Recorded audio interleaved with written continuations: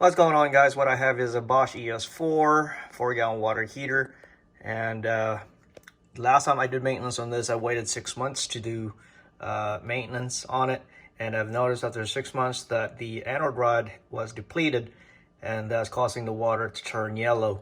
I was searching online on how to prevent the anode rod to basically being depleted faster than normal.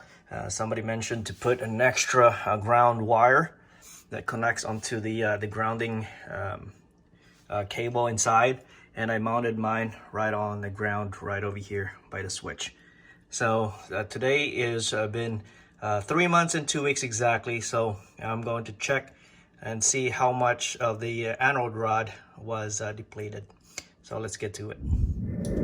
Tools you need are crescent wrench, Phillips screwdriver, 10mm socket, flashlight, cordless drill if you have one.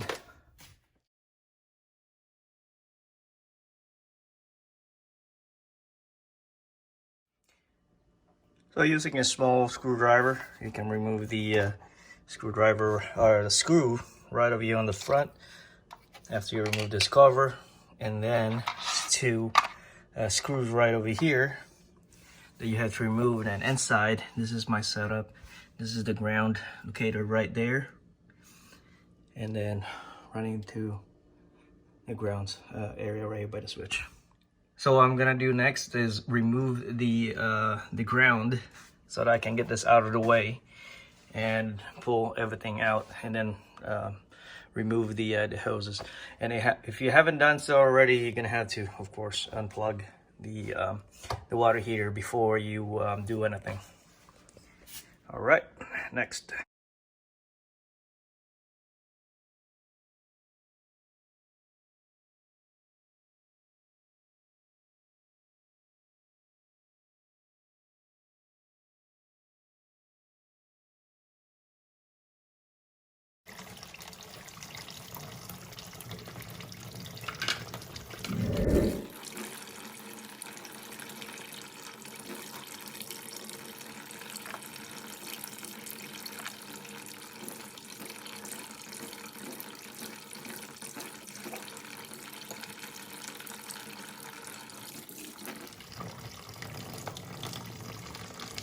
Need to remove the thermostat and seal right away.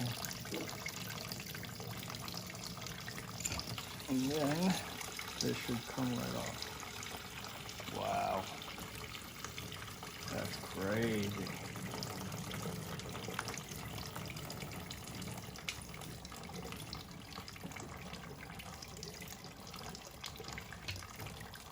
Wow.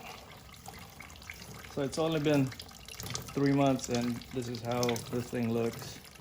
This used to be a lot thicker.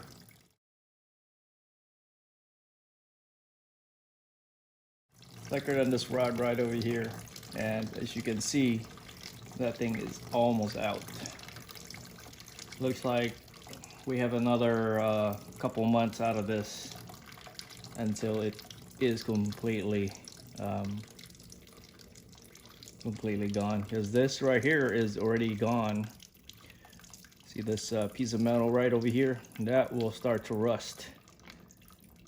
But while this thing is still intact, it will sacrifice itself before it started rusting inside the tank. Let me get this out of the way, and let's go check out inside of this thing. Seal can come right off if you want.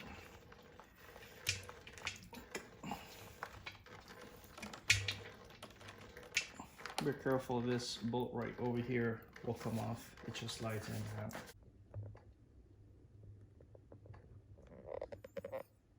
That's a lot of stuff. At least the tank is still intact. It's a little bit of rust buildup right there because last time I waited too long. So the anode rod I purchased from Amazon for $18, and I purchased another one from eBay, which is $8.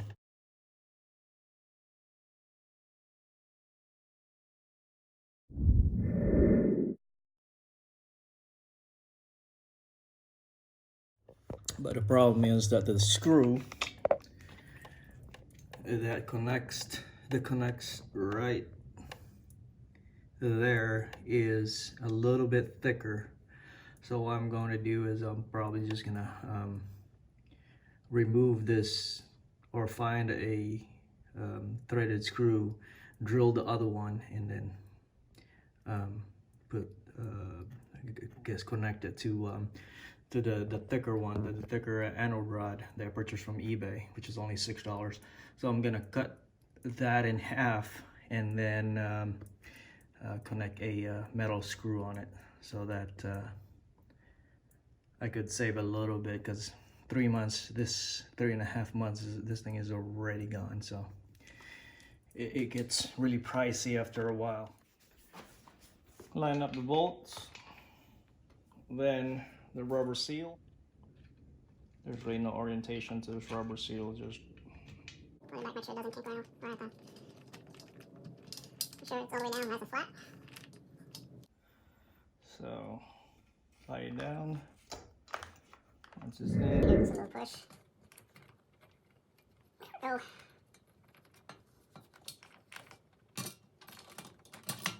Washers and nuts.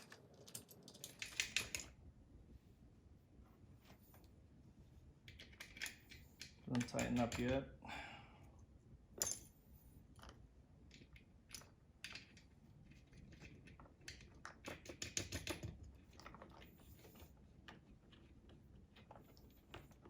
Okay, tucked in this green wire off to the side. This is for the ground let on.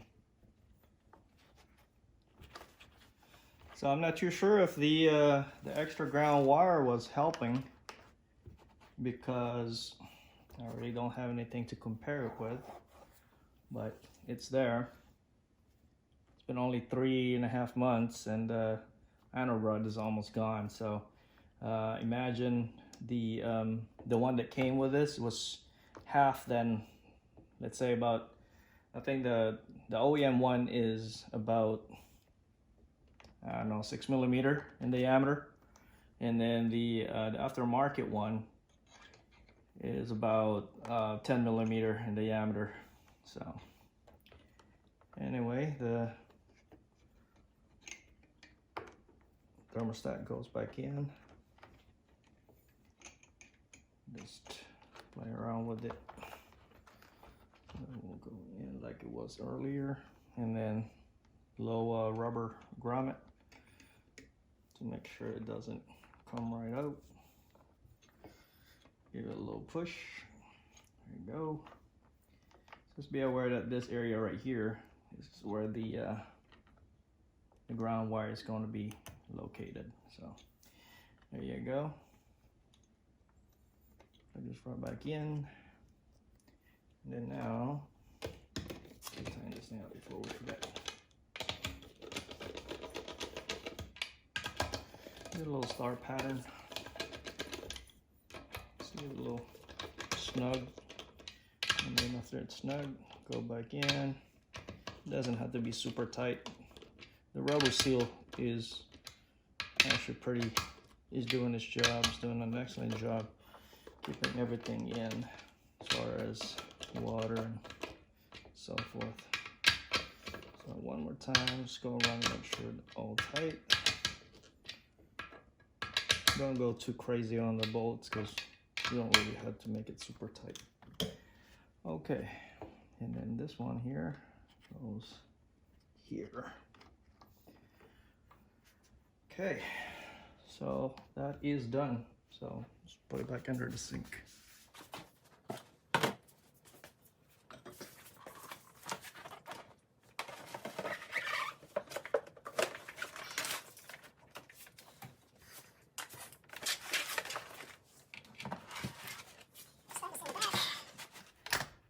Duh.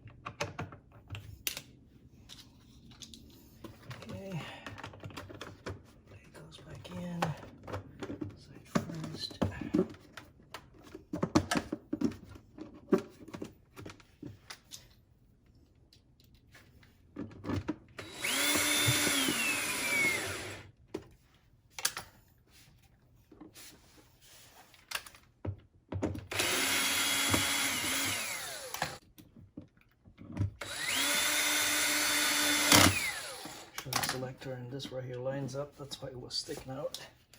And then this there. Now the inlet. A little liquid coming out there.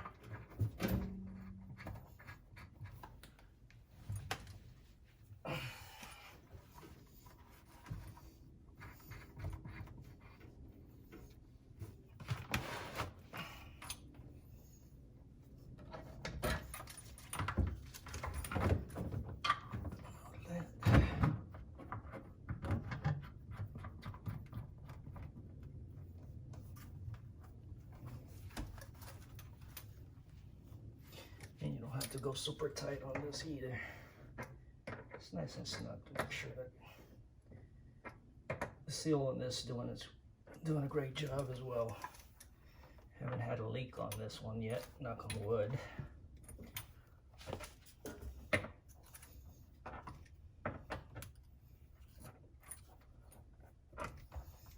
Okay. All right, that should be good. Plug this back in. We'll make sure you have water in the tank before you plug in. So this off.